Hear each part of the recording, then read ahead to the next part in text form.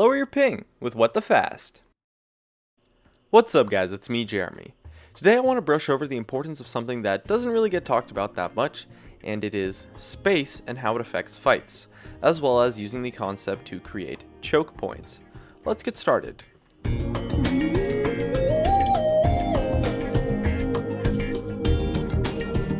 Now it kind of goes without saying, but space in League is pretty much just the area you have all around you.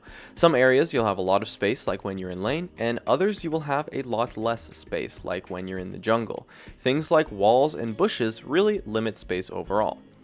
Now in general, there are two different kinds of space: aggressive space in front of you and defensive space behind you.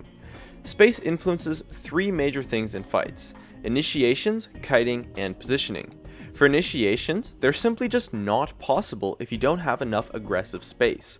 You can't go in if you have no space to work with because your opponent will be able to disengage very easily. You need room to chase a little bit, or at least have enough space to deal a reasonable amount of damage before the fight ends.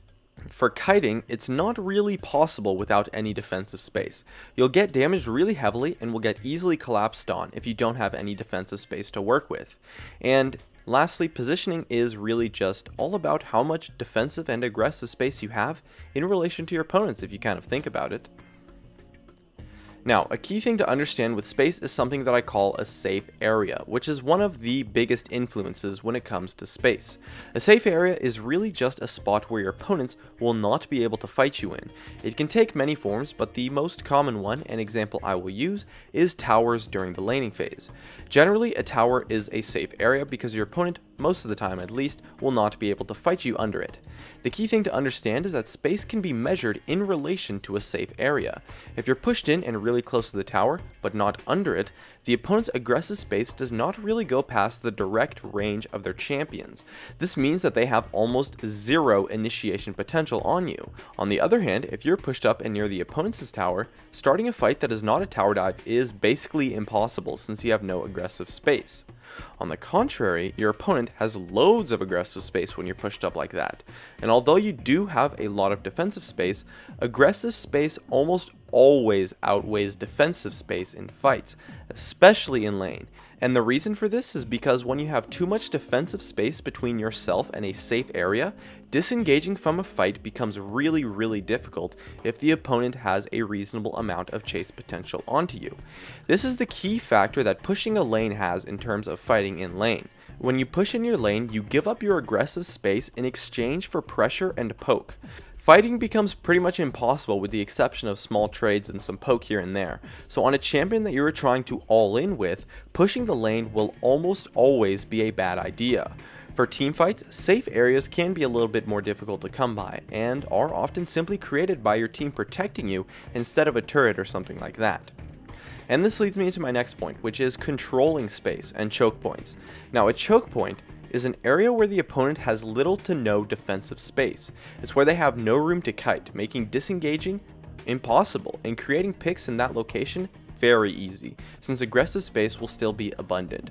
The most common choke points take place in the jungle. With all of the walls surrounding in the area, it's really difficult to kite effectively in the jungle, since defensive space is really lacking.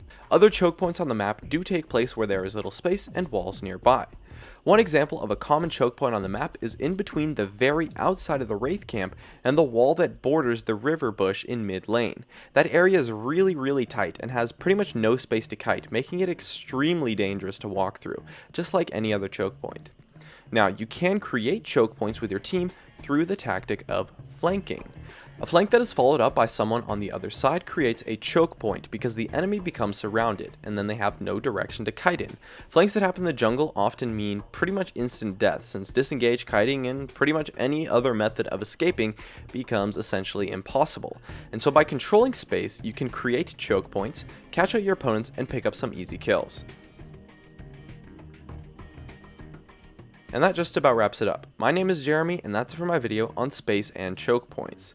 If you enjoyed this video, make sure to hit that like button so I can tell, and be sure to check me out over on all the socials, of which you can see on your screen.